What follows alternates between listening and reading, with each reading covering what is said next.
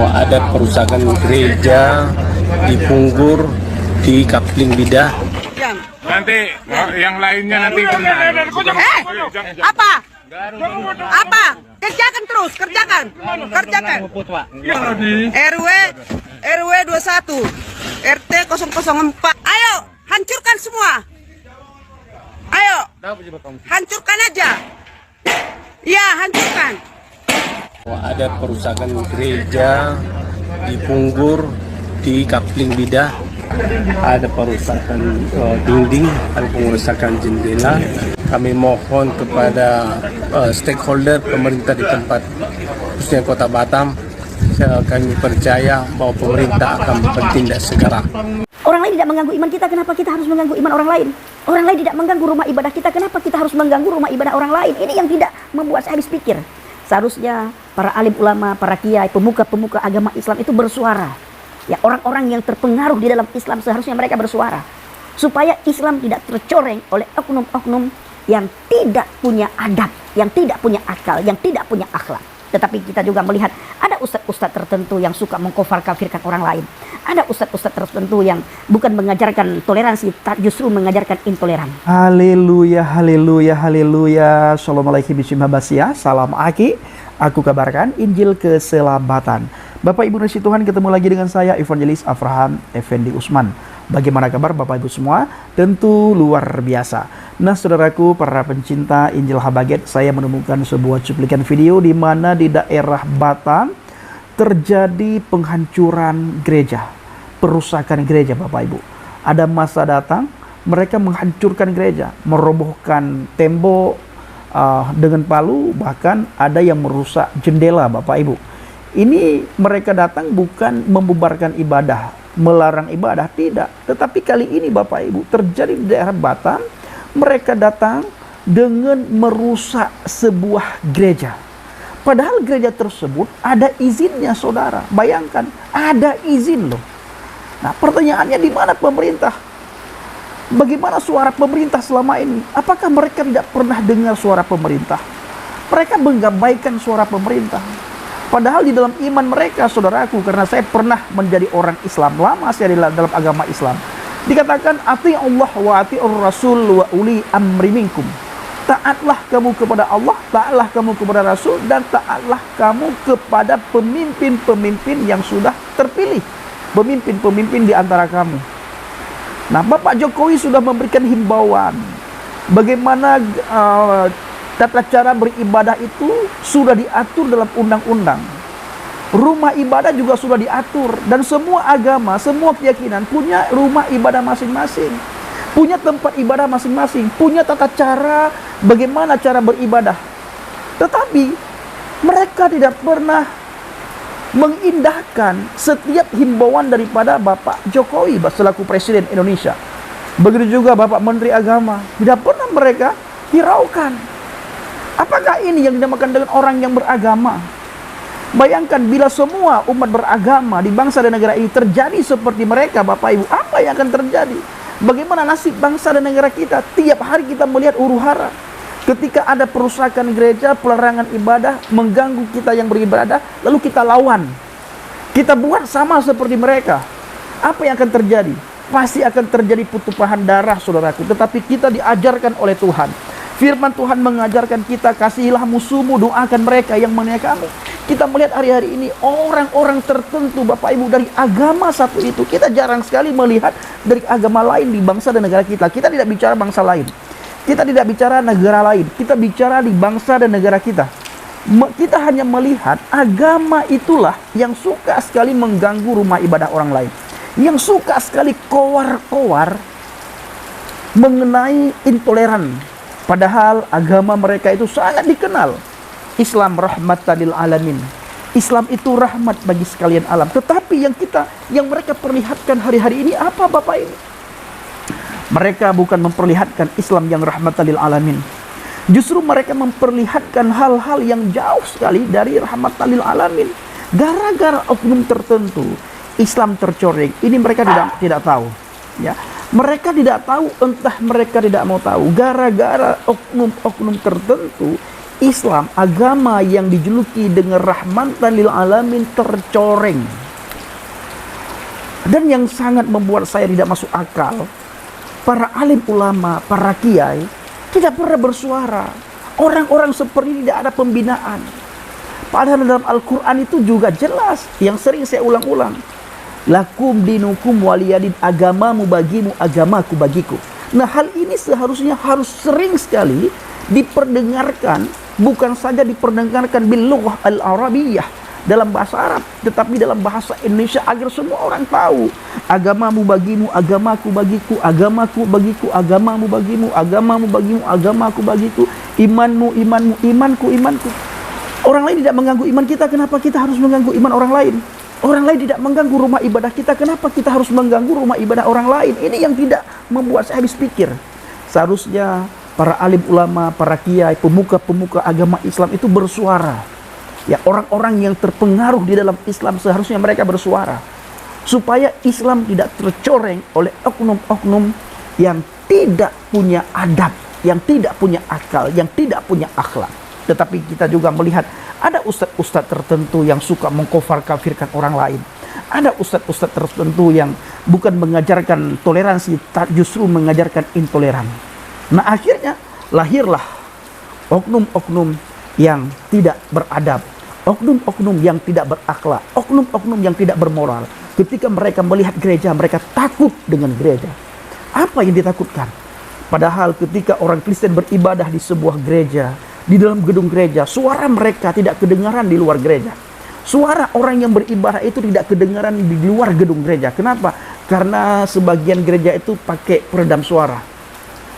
Ya. Yang kedua, gereja tidak pernah memakai toa. Sehingga suara orang Kristen yang beribadah di gereja tidak kedengaran keluar gereja. Yang selanjutnya, Bapak Ibu bayangkan bila seandainya kita orang Kristen beribadah 1 hari 7 kali. 1 hari 7 kali kita orang Kristen beribadah. Bisa nggak kebayang apa yang akan terjadi? Ini kita seminggu sekali datang ke gereja, saudaraku, secara berjamaah istilahnya, dengan keluarga. Ya, kita dengar firman. Dan seminggu sekali kita bertemu dengan saudara seiman di gereja. Setelah kita beribadah, kita berbincang-bincang, kita sharing. Karena sudah selama seminggu kita tidak ketemu dengan kesibukan masing-masing. Itu diganggu, ketakutan. Mereka takut. Bisa kebayang bila kita setiap hari datang ke gereja beribadah. 1 hari 7 kali kita beribadah. 1 hari 7 kali. Bisa kebayang bagaimana mumetnya pikiran mereka, hati mereka. Itu kenapa Bapak Ibu? Karena hati dipenuhi dengan iri. Dengan iri, dengan dengki, dengan amarah. Tidak dimasuki dengan firman Tuhan. Dengan hal-hal yang berfaedah. Dengan hal-hal yang berguna. Nah, mereka berpikir kita takut karena kita tidak melawan. Mereka berpikir, Bapak Ibu, kita takut karena kita tidak pernah melawan mereka. Padahal orang Kristen itu bukan takut. Orang Kristen tidak pernah takut. Karena bagi orang Kristen, mati adalah keuntungan. Hidup Kristus, mati adalah keuntungan. Ini sudah tertanam di dalam otaknya orang Kristen. Perlu kalian ketahui. Di dalam diri orang Kristen itu sudah tertanam satu hal. Mati adalah keuntungan, hidup adalah Kristus. Atau hidup adalah Kristus, mati adalah keuntungan. Ini sudah tertanam. Jadi kami tidak takut selama ini. Kami diam itu bukan karena kami takut, tetapi karena Alkitab mengajarkan kami. Ya, apa kata Yeshua HaMasiah kepada kami, kepada para murid, dan kepada kami yang percaya kepadanya? Kamu sudah mendengarkan firman? Kasihilah sesamamu manusia sebagaimana engkau mengasihi dirimu sendiri. Tetapi hari ini kukatakan kepadamu, kata Yesus, kasihilah musuhmu, doakan mereka yang menganiaya kamu.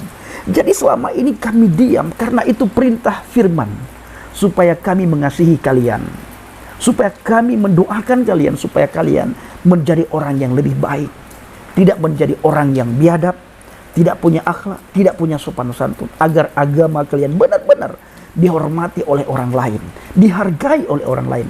Tetapi kalian sendiri yang mencorengkan agama kalian. Kalian sendiri yang mencorengkan rahmatan lil alamin itu.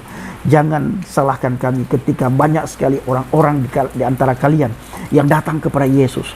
Karena mereka melihat tingkah laku kalian yang biadab, tingkah laku kalian yang tidak punya akhlak, tidak punya sopan santun, yang jauh dengan kata-kata rahmatan lil alamin. Akhirnya mereka melihat kenapa agama saya sangat benci terhadap agama orang lain. Kenapa orang-orang tertentu sangat merasa terganggu dengan gereja, dengan ibadah orang lain, dengan rumah ibadah orang lain. Kenapa orang-orang tertentu takut dengan salib. Akhirnya mereka cari tahu. Pas mereka cari tahu, ketemulah firman Tuhan, ketemulah Alkitab. Selesai kalian. Ketika mereka menemukan Alkitab, mereka akan datang kepada Yesus. Begitu mereka menemukan Alkitab, mereka baca firman Tuhan. Kasihilah musuhmu. Doakan mereka yang menghina kamu. Doakan mereka yang membenci kamu. Doakan mereka yang mengganggu ibadah kamu. Doakan mereka yang mengganggu gereja kamu. Doakan mereka yang merusak gereja kamu.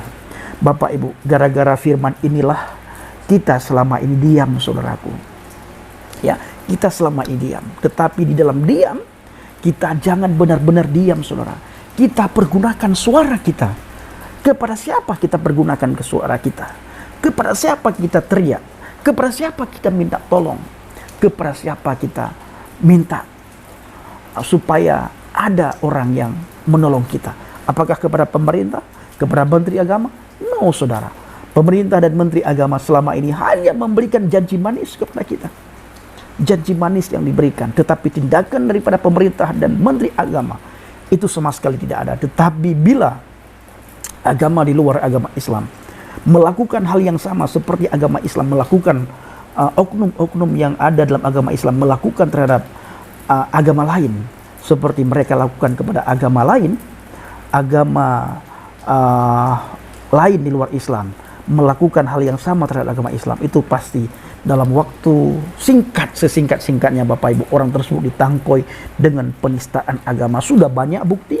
Di Medan ada seorang ibu yang datang ke sebuah tempat. Ibu tersebut memohon di daerah Sumatera terjadi. Kejadian di daerah Sumatera sudah lama sekali. Ibu tersebut meminta belas kasihan, memohon belas kasihan supaya volume toa itu, volume mic dikecilin. Ya, meminta supaya volume mic dikecilin. Apa yang terjadi? Dituduh penistaan agama. Sebelum dijebloskan ke dalam penjara, rumah ibu itu dirusak dan rumah ibadah di mana ibu itu beribadah dirusak, Bapak Ibu. Inilah kelakuan mereka. Masihkah kita menganggap mereka ini bla bla bla bla bla bla bla bla? Lalu Bang Pendi, apa yang harus kita lakukan? Kepada siapa kita bersuara? Kepada Tuhan kita berseru, Bapak Ibu. Ketika kita berseru kepada Tuhan, maka Tuhan akan campur tangan. Tuhan akan turun tangan. Ketika Tuhan turun tangan, mereka tidak akan bisa berbuat apa-apa. Mereka tidak akan bisa berbuat apapun ketika Tuhan turun tangan.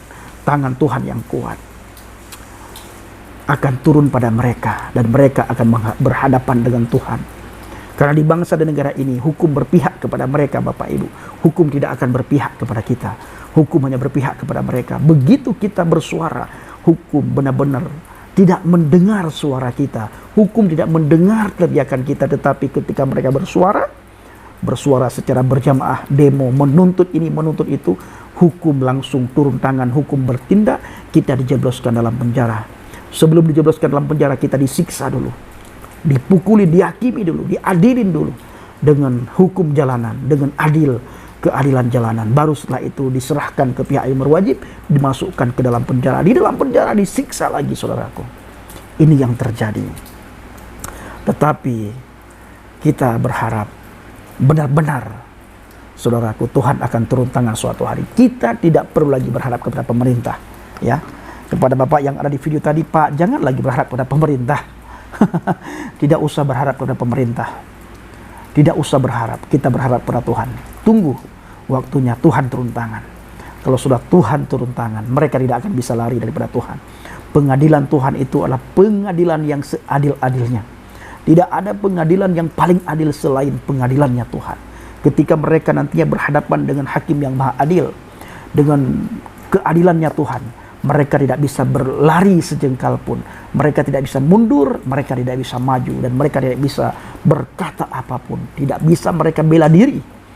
Karena semua yang mereka lakukan terhadap kita orang Kristen, sewena-wena mereka terhadap orang Kristen, ketidakadilan mereka terhadap kita orang Kristen, diperlihatkan semuanya oleh Tuhan. Ketika diperlihatkan, mulut mereka itu keluh, kaku, tidak bisa berbicara apapun Bapak Ibu. Tidak bisa mereka bela diri sedetik pun mereka tidak akan bisa bela diri. Kaki mereka, langkah mereka itu tertanam, tertancap dalam tanah. Mundur dia bisa, maju mereka tidak bisa. Kenapa? Karena diperhadapkan dengan hakim yang maha adil. Nah, saudaraku para pencinta Injil Habaget, mari kita sama-sama berseru kepada Tuhan, berharap sepenuhnya kepada Tuhan.